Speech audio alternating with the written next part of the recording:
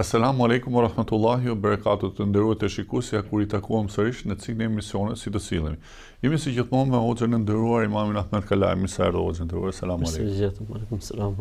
Hoxhën e nderuar, ne pak a shumë kemi trajtuar në tematikat e emisioneve tona, raportet ose si të sillet njeriu me Zotin, me engjëjt, me librat e shenjtë, me profetin Muhammed, me Kur'anin.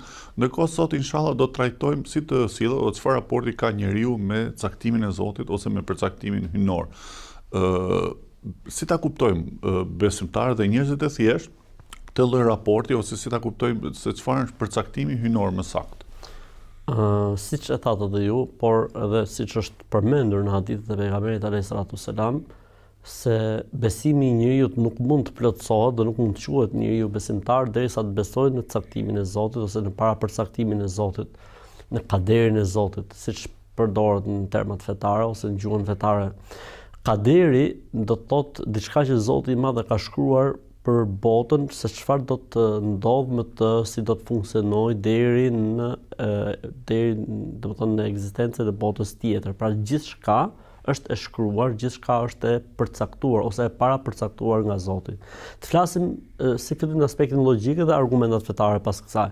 Pra ne nuk mund të kuptojmë, ne nuk mund të flasim për diçka si të sillemi pa kuptuar se çfarë është ajo për cilën ne po flasim.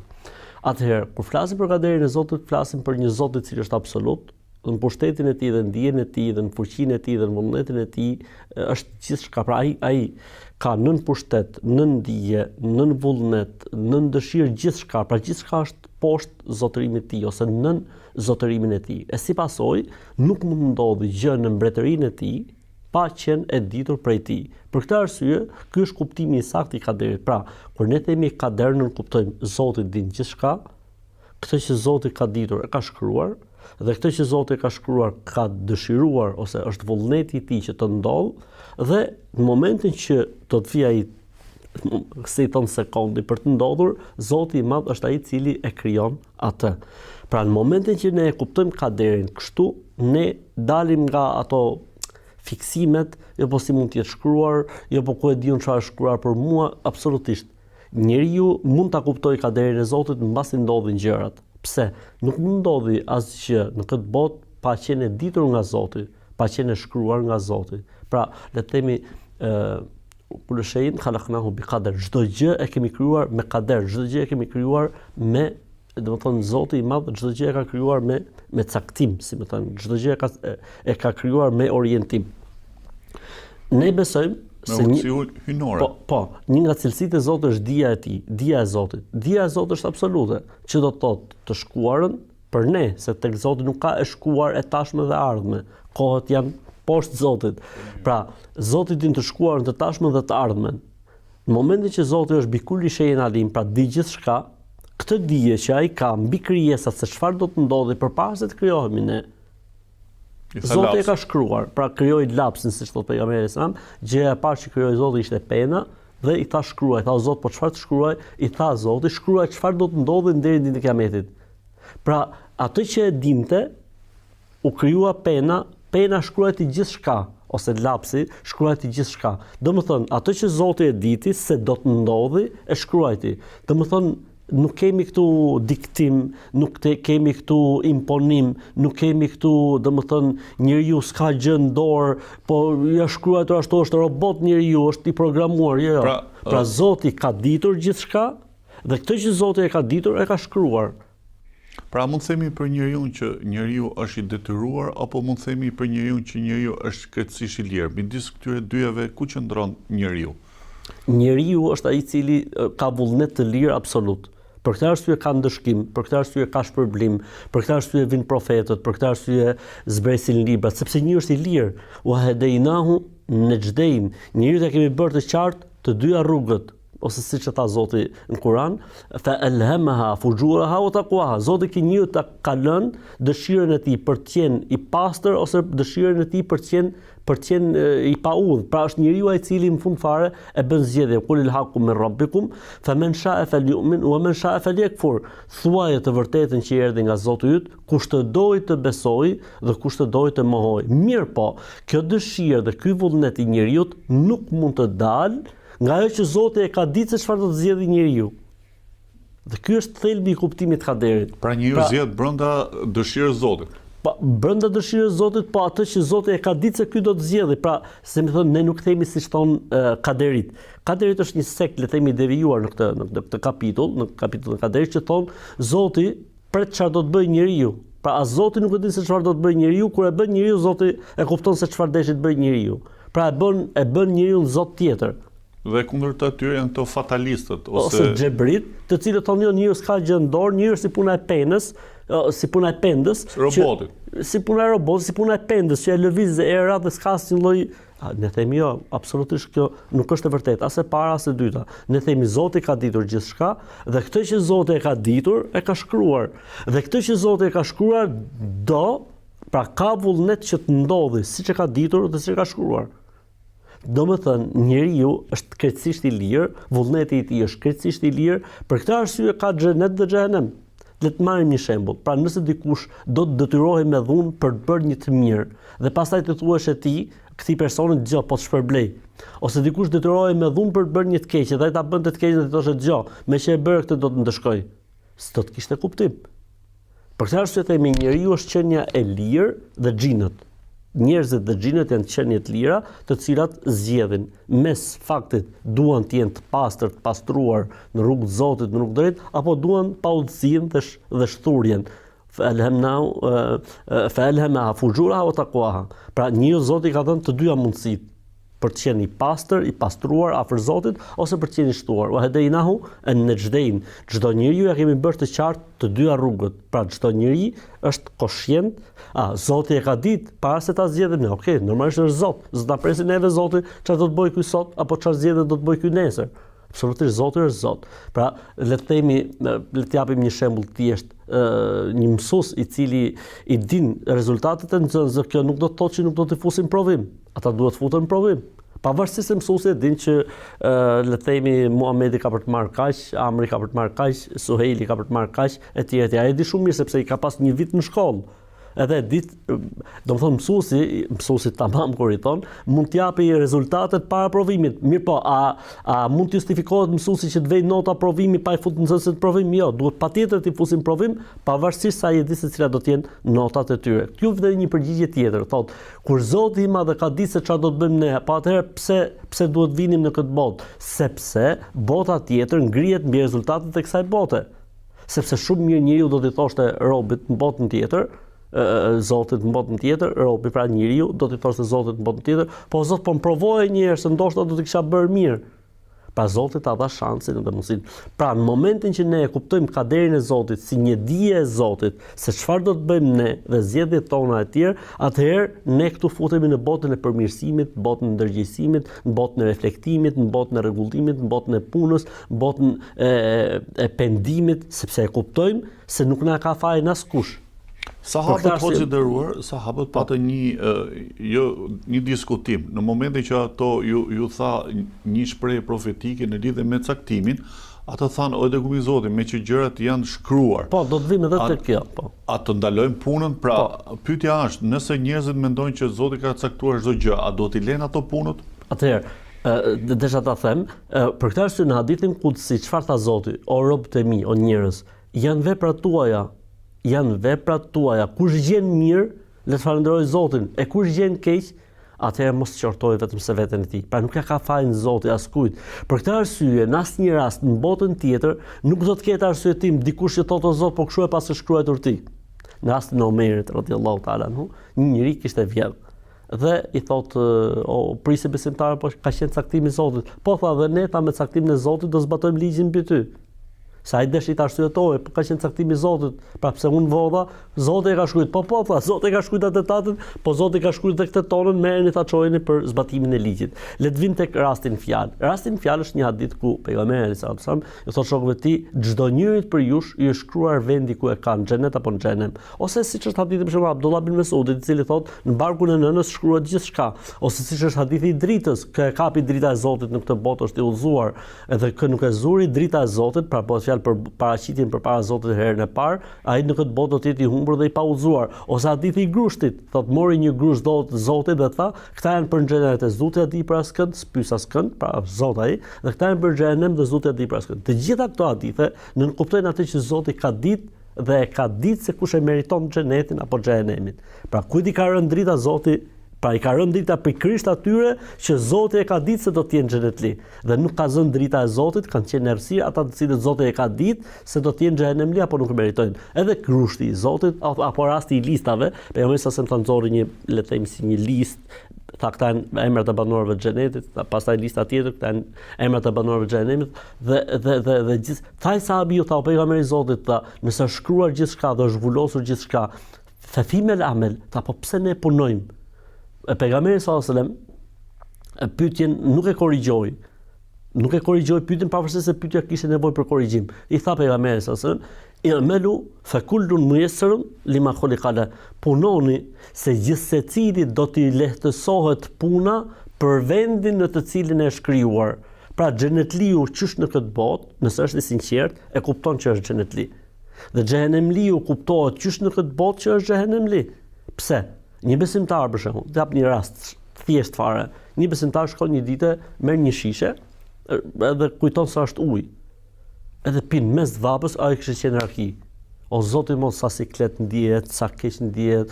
Pavarësisht se është arsyetuar, nuk ka asnjë problem, e ke bë pa dashje. O si t'ia bëj ata vjell mos. Pse? Sepse ai nuk është krijuar për xhenem. Është një nga argumentet që nuk është krijuar për xhenem. Besimtari çohet në pikë mjesit në orën 4 në dimër apo në 5 merr abdes, hallalli, harami, mishi i derrit, jo po alkooli, jo po kjo, jo po ajo, jo po ta bëj këtë, mos ta bëj këtë.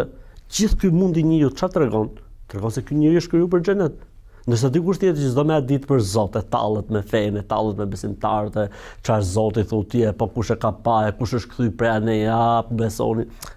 Kjo është e qartë fare që ky njeri nuk është krijuar për xhenet, është krijuar për zjarr xhenemi. Pra, gjithsecili a duhet ndryshoj ky njeri i cili ka këtë lloj bindjesh? Absolutisht që po, sepse njeriu është ai i cili domethënë këtij vjen ftesa dhe këtij vjen ftesa. Ky e pranon dhe ky nuk e pranon. Po kjo neve nuk na justifikon neve, le të themi xhenetlive, le të themi kështu thonjza, nuk na justifikon që mos i thrasim xhenemlit tek rruga e Zotit, absolutisht.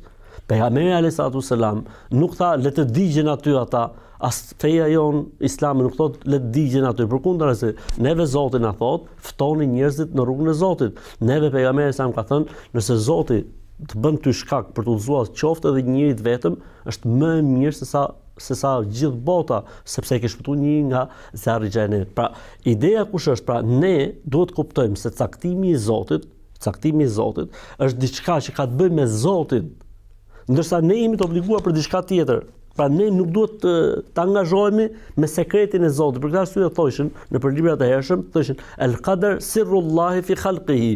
Qaderi është sekreti i Zotit në krijesat e tij. Pra ti mos u merr me Zotin me këtë sekret Zotit. Po çfarë duhet bëj unë? Unë duhet bëj veprat, unë duhet bëj punën, unë duhet mundohem, unë duhet bëj përpjekjen, sepse xheneti ka çmim dhe xhehenemi ka çmim.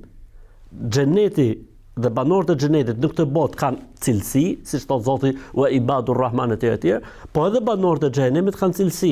Dhe njeriu është mes të dyjave, o do të zgjedhë atë që quhet e vështirë, malore, akabe, o do të zgjedhë atë që është dyshez, po faktikisht e çon njeriu zat xhenet. Pra në momentin që ne kuptojmë ashtu siç duhet kaderin, atëherë dimë se si të pozicionohemi pastaj ne me këtë kader të Zotit. Hoxha nderuar, ju e thatë shumë bukur që njeriu domethënë është midis asaj të zgjedhjes, ke mira dhe ke keqja, por ndërkohë domethënë neve tek çështja e kaderit kemi dy gjëra shumë kryesore, që është mbështetja tek Zoti për atë që është shkruar dhe ndërkohë marrja e shkaqeve.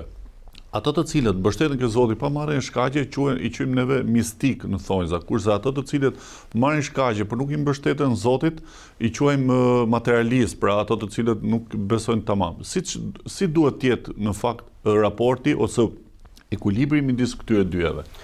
Kur flasim për tevakkulin ose mbështetjen në Zot, ka shumë përkufizime, por prej më interesantëve thot sukunun bila harakatin wa harakatun bila sukun. Qetësi, si më thënë, qetësi pa lëvizje dhe lëvizje pa qetësi. qetësi pa lëvizje, pra ti dorëzohesh Zotit dhe zemra jote nuk ka asnjë lloj tronditje në këtë lloj qetësie që ka tek dorëzimi i saj përpara Zotit. Pa asnjë lloj lëvizje, pra zemra është komplet e qetë në atë që Zoti i Madh ka ndorë gjithçka. Pas një lloj dileme. Dhe lëvizje pas një lloj qetësie, që do të thotë veprat nuk duhet pushojnë kurrë për shkakun se unë jam i qetë dhe jam i mbështetur në Zot. Pra janë dy gjëra që duhet të jenë të mirë koordinuara. Pra zemra duhet të jetë e qetë se Zoti ka ndorë gjithçka dhe unë i mbështetem Zotit, por veprat dhe shkaqet nuk duhet pushojnë kurrë. Për këtë arsye i tha Zoti pejgamberit sallallahu alajhi wasallam, "Fa idha azamta fatawakkal ala Allah." Atë kur të marrësh vendimin për të bërë diçka, mbështetju Zotit. Kur të marrësh vendimin për të bërë diçka, kur të marrësh vendimin, pra ti duhet të marrësh vendimin, duhet pastaj mbështetju Zotit. Ose rasti sahabiut që një rast konkret kur dikush është i smur, si do ta bëjmë mbështetje dhe marrjen e shkaqeve? Rasti sahabiut që tha pejgamberi Zotit, ta lidh e ti mbështetem Zotit, apo ti mbështetem Zotit pastaj ta lidh. Pejgamberi alayhis salatu sallam tha, lidhe e mbështetju Zotit. Flasim për rastin e smundjes. Rasti i smundjes, çfarë duhet bëj njeriu? Njeriu duhet bëj shkakun. Cili është shkaku? Shkaku është që mjekohet, kurohet, të shkojë tek doktori, të bëj gjitha arsyet për të kuruar. Po pjesa e mbështetjes, mbështetem Zot. Unë i bëra të gjitha sebebet dhe jam mbështet Zotit, sepse ne bëjmë kurën. Po shërimi është ndorë të Allahut. Shëruesi është Allahu. Doktori është mjekuesi, doktori është kuruesi, ilaçet bëjnë kurë, bëjnë efektin, le të themi, efektin e shkaqeve, por ai i cili, si më thon, e hedh mrekullin dhe e bën atë që të funksionojë, është i madhi Zot, është Allahu xhaleshal. Pra mbështetja në Zot nënkupton që njeriu të jetë i qetë në atë që Zoti ka ndorë gjithçka, e Zoti nuk e traton robin e tij, nuk e lën masdore dhe në baltë robin e tij, por në të njëjtën kohë bën gjitha shkaqet. Shikoj jetën e pejgamberit alayhis salam. Më thuaj një rast që pejgamberi sa sem të jetë mbështet në Zotin pa bërë gjitha shkaqet dhe arsyet. Le të themi emigrimi i tij.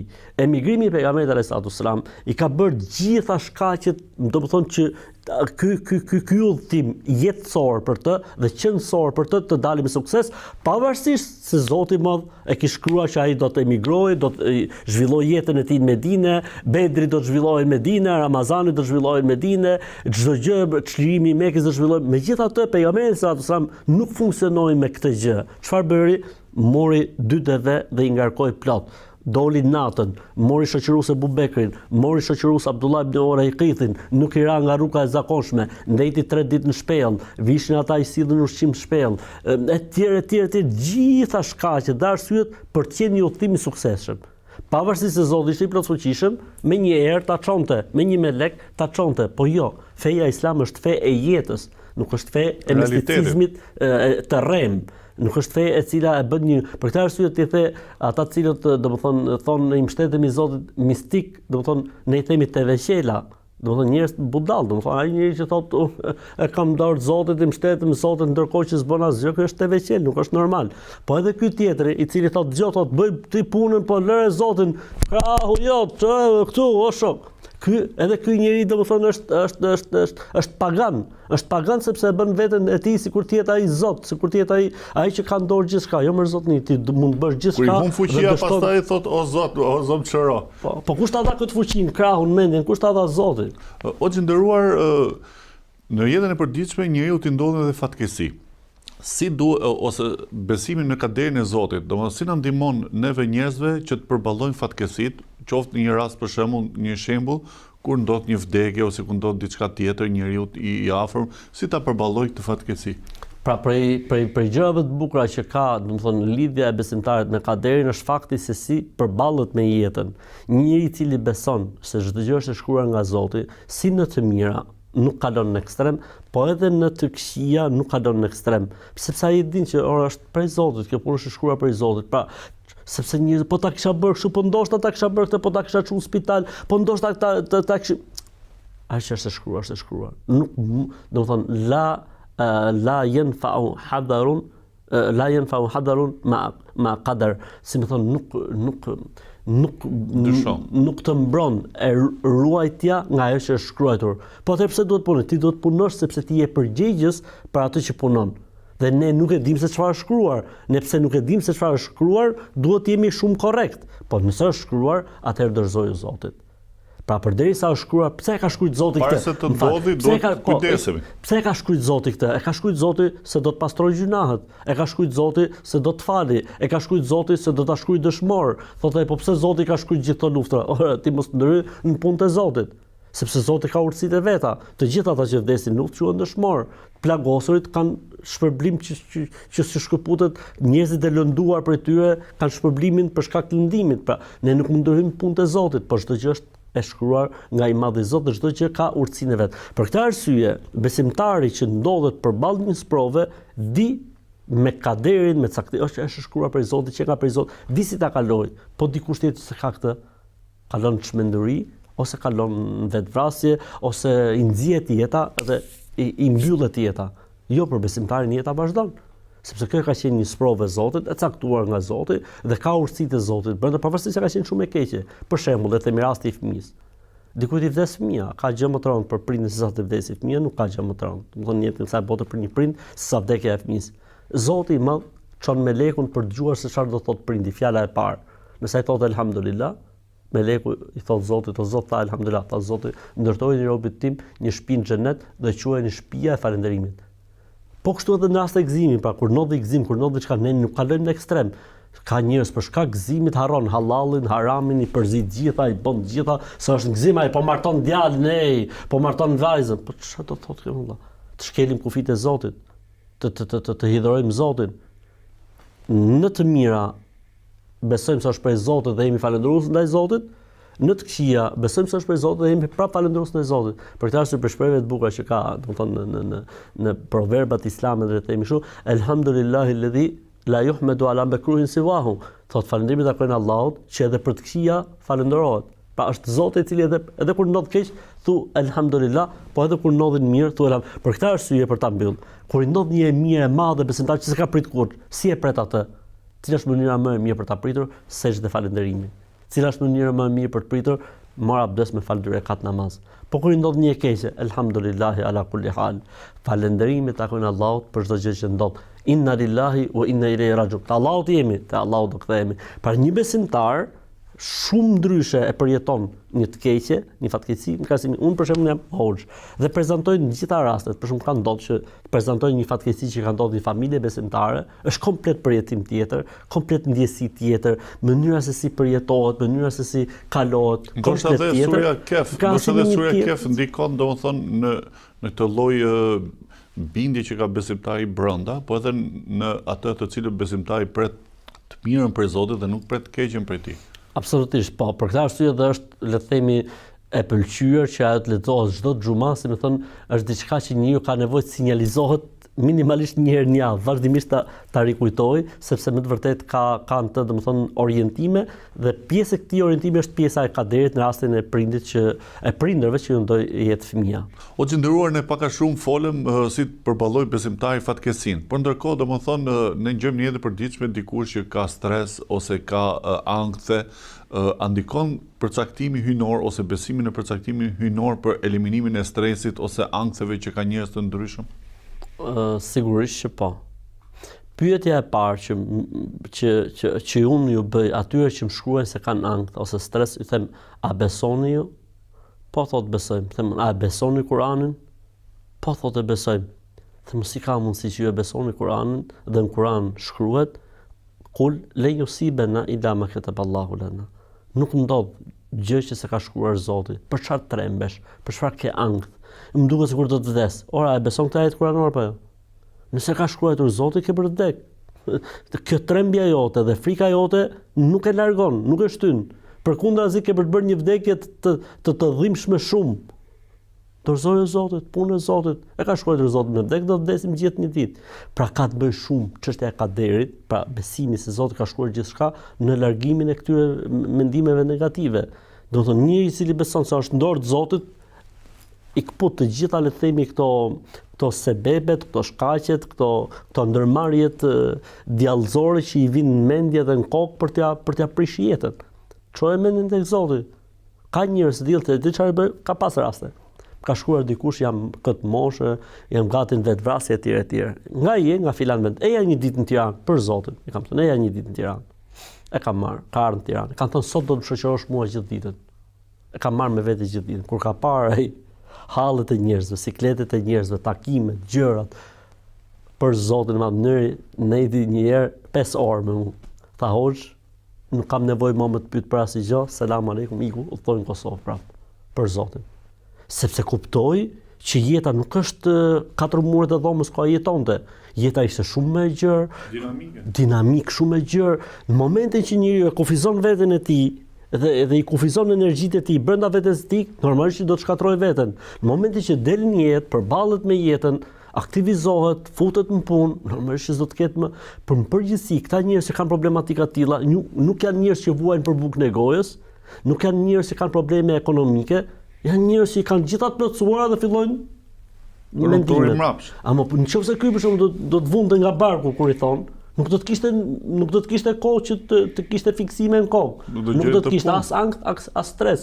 Për këtë arsye shihi vendet më të varfra në botë, nuk ekziston stresi dhe ankthi. Shihi vendet më të pasura në botë kanë probleme. Pse? Sepse mos angazhimi me jetën, atëherë krijon njeriu ato, ose le të themi vetë zhvillohen fuqishëm energjitë negative të cilat e mbysin njeriu. Në momentin që njeriu beson kader, atëherë mbaron gjithçka. Në momentin që njeriu beson se në këtë botë nuk ndodh gjë pa shkruar Zoti, atëherë ai është i gatshëm të përballet me çdo sfidë të jetës. Pse? Sepse e din që për të vëllai është shkruar nga Zoti çdo gjë, unë duhet të bëj sebepet, unë duhet të bëj shkaqet dhe përballet me të gjitha sfidat e jetës. Megjithatë, hoxh, këto njerëz ju përmendet, pak a shumë këto nuk e kryen rritet fetare që arrin në këtë lloj gjendje, sepse njeriu kur kryen rritet fetare, arrin në një lloj kënaqësie shpirtërore që nuk i shkon menja ose nuk e lën gjendja shpirtërore që menja të punojë mbrapsht. Është e vërtetë, është e vërtetë. Bëj vetvrasje ose bëj veprime të këqija. Është puna kështu. Nëse njeriu ka kuptuar mirë thelbin e fesë, jo thjesht bën rritet fetare, sepse mund të ketë nga këta të cilët bëjnë rritet fetare por kanë probleme të tilla. Pra kuptimi i thelbit të fesë e bën njeriu të dali me një botë kuptim krejt ndryshe mbi jetën dhe mbi ekzistencën gjithçkaje. Në momentin që njeriu bën rritje fetare, por nuk ka, le të themi, atë pjekurinë e duhur fetare, i ndodhin këto gjëra. Edhe pse ai për shembull mund të falet. Ka ndodhur që ka pas njerëz me ankth edhe pse falin namaz. Domethënë që ai akoma nuk e ka kuptuar thelbin e namazit, e adhurimit, e fesë, kadas, kaderit, botës tjetër. Thjesht domethënë është në ato fillesat e veta. Por në momentin që njeriu arrin një pjekuri fetare të besimit, të adhurimit, absolutisht që nuk ekziston kjo gjë. Megjithatë, për ta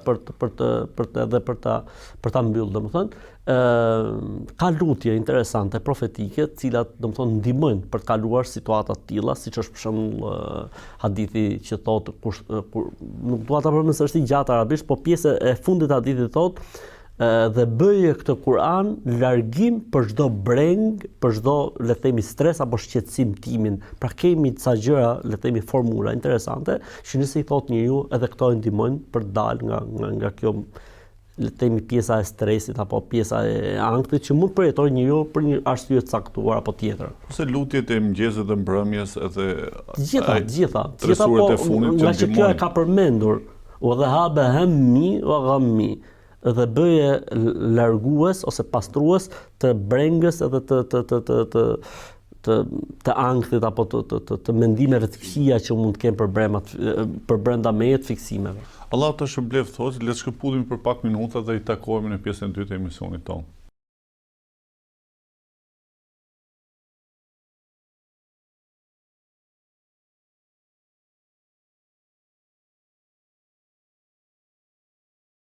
Të nderuar të shikuesja, kur i takuam sërish në pjesën e dytë të emisionit, si të sillet ose çfarë raporti ndërton besimtari me caktimin e Zotit. Jemi me hoxhën e nderuar Imamin Ahmed Kalaj. Hoxhën e nderuar, pak a shumë ne folëm rreth caktimit të Zotit për caktimin hyjnor. Por se një pyetje e cila është në kuriozitetin e të shikuesve, është ajeti kuranor thotë që Allahu nuk e ndryshon gjendjen e një populli derisa ata ndryshojnë vetveten. Si futet ky ajet brenda përcaktimit hyjnor ose temës së kaderit? Pra që ne e thamë edhe më herët që njeriu nuk duhet merret me sekretin e Zotit që është caktimi i tij. Njeriu duhet merret me atë që ai është obliguar. Njeriu është obliguar të urdhërojë për të mirë, të ndalojë nga e keqja, të bëjë ndryshim, të lëvizë, të jetë aktiv, të bëjë të pamunduar për të arritur sukseset e tij në këtë botë. Puna e kaderit është sekreti i Zotit, pra mos merremi ne me punët e Zotit. Ne duhet merremi me punët tona. Për këtë arsye tha Zoti në Kur'an, le të jetë për jush një grup që urdhon për të mirë dhe ndalon nga e keqja. Ata janë të shpëtuarit e vërtet. Ata janë të shpëtuarit e vërtet. Pra njëri i cili do të ndryshojë shoqërinë për mirë, do të japi, si më thon, ndikimin e tij pozitiv, do të bëhet sebeb për mirë. Ky është i shpëtuari, ai i cili ndalon nga e keqja, ai i cili këshillon njerëzit. Ky është i shpëtuari i vërtet. Pra do që jo vetëm ai të shpëtojë, jo vetëm ai të jetë i lumtur, por do gjithë shoqëria të jetë pjesë e kësaj mirësie dhe kësaj begatie. Po kështu tha ajeti kuranor, Zoti nuk e ndryshon gjendjen e popullit për mirë ose për keq. Se mund të jemi shumë mirë dhe në momentin që duam, domethënë ne nuk bëjmë sebepet për ta ruajtur këtë mirësi, shkojmë dhe përkeqësohemi. Ose e kundërta, nuk ndryshojmë për mirë, nëse jemi keq, nëse ne vetë nuk ndryshojmë. Pra ndryshimi fillon nga ne. Si në rënje, po ram ne bie dhe gjendja jon, po u përmirësuam ne, përmirësohet edhe gjendja jon. Pra mos presim nga qielli mrekulli. Mos presim nga qielli mrekulli. Ne duhet të bëjmë mrekullit. Pra gjithmonë në kuptimin e thonjzave, pra ne duhet të bëjmë, ne duhet të jemi aktorët, ne duhet të jemi bërësit, se Zoti tha, nuk e ndryshoj gjendjen e një populli pa ndryshuar ata vetë. Pra ne duhet të jemi, si më thon, të parët promotor të dëshirës, të vullnetit, të punës, të lodhjes dhe të mundit, pa dyshim se atëherë do të vijë ndihma e Zotit. Ela inna nasrallahi qarib. Ndihma e Zotit është afër. Thjesht ne duhet bëjmë sebepe, duhet bëjmë shkaqe, duhet bëjmë lodhjet, duhet jemi, ne duhet të dërgojmë Zotit se e duam të mirën. Ne duhet të dërgojmë Zotit se duam të ndryshojmë. Për këtë arsye i drejtohet një fëmijë nënës vet, i thotë, o nëna ime, kam një pyetje, ka ndodhur në kohët e hershme. Thotë, kur Zoti i di hallet tona, pse duhet i lutemi? Zoti i di hallet tona, pse duhet të themi o Zot, o Zot, o Zot gjithmonë?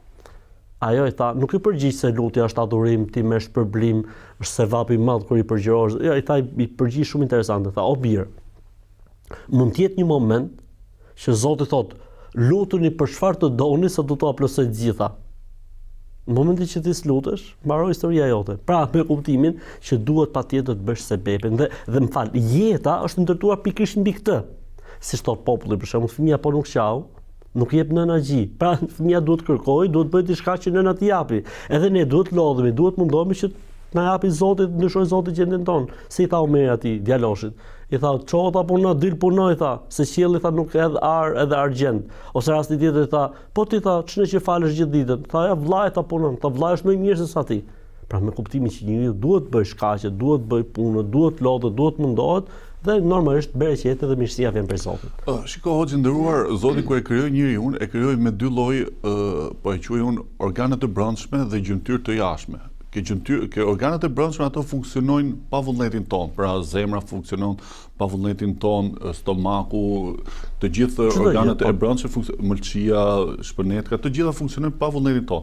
Ndërkohë gjymtyrët, Zoti na i ka vënë neve në përdorim, në kontroll.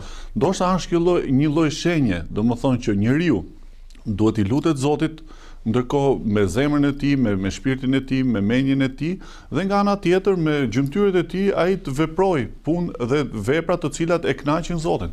Absolutisht, domethënë për këtë arsye ne në Islam çfarë themi, njeriu nuk i mjafton vetëm zemra e mirë për të qenë ke Zoti i mirë, por nuk mjafton vepra e mirë për të qenë tek Zoti i mirë nëse nuk është zemra mirë. Pra duhet të jenë të dyja të koordinuara bashkë me njëra tjetrën. Për këtë arsye i dërguari Allahu sallallahu alaihi wasallam tha, Allahu nuk shikon tha fizionomin tuaj, pamjen tuaj, as ngjyrën tuaj. Zoti tha sheh, djoje zemrat dhe veprat tuaja.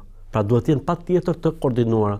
Pra një zemër e pastër, siç thonë njerëzit, që na e plasën shpirtin me këtë shprehje, nuk bën dobi, që thotë, domethënë zemra pastër, zemra pastër, zemra e pastër, por edhe njëri i cili lodhet, por nuk e bën për hatër të Zotit, mundohet, po e bën për syt njerëzve për të marrë klikime apo për të marrë falënderime, po edhe këtij nuk i bën dobi. As të parit nuk i bën dobi, që thotë kam zemrën e pastër e s'bën asgjë, po as ti tjetër nuk i bën dobi, që i bën për të marrë lëvdatat e njerëzve, por nuk e bën për hatër të Zotit. Atëherë duhet të jenë të dyja të mirë koordinuara. Zemra me Zotin, po edhe veprat tona duhet të jenë për hatër të Zotit. Ama duhen vepra patjetër. Si tha Zoti në Kur'an, tilkumul jannatu urithumuha bima kuntum ta'malun. Këtë xhenet po a japim si dhurat për shkak të veprave tua. Pra keni bërë ju diçka që po a japim këtë dhurat, se xheneti nuk meritohet. Por çfarë tha për xhenemin? Ky është xhenemi me të cilin po ju shpërblejmë për veprat tuaja. Pra xhenemi është barazim. e ke meritu, shkon në xhenem, ndërsa xheneti është dhuratë. Ama ka sebeb. Cili është sebebi? Veprat, punët tona. Xhenemi ka sebeb. Kush është sebebi i xhenemit? Veprat edhe punët tona. Po gjendruar, ekzistojnë njerëz, fatkeqësi në realitetin e sotëm shqiptar, të cilët mendojnë dhe thonë që ky vend nuk bëhet. Është një lloj ndjenje pesimizmi që këto ose nuk e kuptojnë rëndësinë e njeriu në veprat e tyre për të ndryshuar gjendjen, ose këto ka rënë në një lloj pesimizmi negativ i cili ndikon domethënë në jetën tonë shoqërore. Kush është këshilla juaj për njerëzit, pra a bëhet ky vend dhe çfarë duhet bëjnë besimtarët ose njerëzit në përgjithësi për ta ndryshuar këtë vend për të mirën e shoqërisë? Ky vend bëhet, po të bëhemi ne. Ky vend bëhet, po të bëhemi ne. Duhet të bëhemi ne njerëz ashtu siç duhet.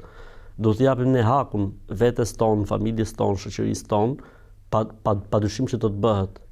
Të lidhemi mirë me Zotin dhe të lidhemi fort me njëri tjetrin.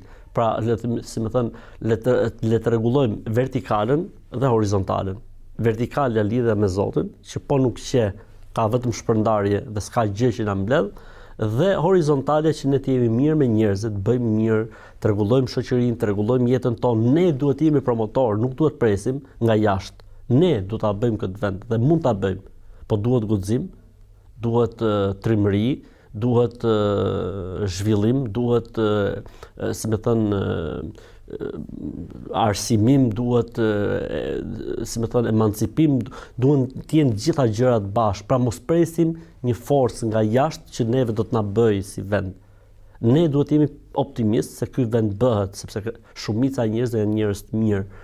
Populli jonë është popull i mirë. Duhet një kulturë pune, një kulturë ndeshmërie, një kulturë drejtësie. Duhen rregulluar disa gjëra, po që bëhet, sepse ne kemi dhënë shembuj shumë herë që ne jemi popull shumë i mirë, jemi popull që shumë shpejt mund të kthehemi në një popull shembull edhe për popujt e tjerë dhe për shoqërinë që neve na rrethon. Kur bë Japonia mas luftës së dytë botërore, çfarë na mungon neve? Por problemi jon është që neve akoma nuk kemi hyrë në fazën e të besuarit ke Zoti dhe konceptimit të mirës dhe të keqes që ta ndryshojmë atë të keqe kur ajo ndodhet brenda nesh. Po pra guximi, ne duhet guxojmë që ne mund të bëjmë. Do thonë ne jemi akoma në guackën, jo s'bëhemi ne. Në këtë guackën e pesimizmit, që jo s'bëhet, Shqipëria s'bëhet, jo, ose presim që të na bëjë Amerika apo që të na bëjë Europa, jo, duhet ta bëjmë ne. Ata të orientojnë se çfarë duhet bësh dhe ti duhet bësh, po pa besimin në Zot. Dhe pa qenë kultura dhe edukata e punës gjithë secilit prej nesh, gjithë secili do të marrë përsipër, si më thënë, detyra dhe përgjegjësi, dhe mos presim forcat jashtë me të cilat apo nga qielli gjëra që neve do të na bëjnë Zvicër, apo do të na bëjnë neve, domethënë, ku e diun çfarë. Ne duhet punojmë vetë, duhet mundohemi vetë. Madje në Islam, le të themi, nuk është mirë që thuhet edhe kjo që s'bëhemi faktikisht. Nuk është mirë sipas Islamit thuash, ne s'bëhemi, jo, s'është e vërtetë. Sepse pejgamberi sa më thotë, kush thotë u shkatruar gjithçka apo domethënë u prishën njerëzit, thotë ai është më i keqi i tyre, sepse po ndikon edhe ky në të keqen, si më thon, negativisht. Jo më bëhet dhe rregullohet dhe ka për të bërë inshallah taala, mjafton të lidhemi fort me Zotin, me besimin, mjafton që të jemi në rregull ne dhe me shpresën e Zotit gjërat kanë shumë mirë. Allahu ta shpëlbeft të nderuar. Amin atë.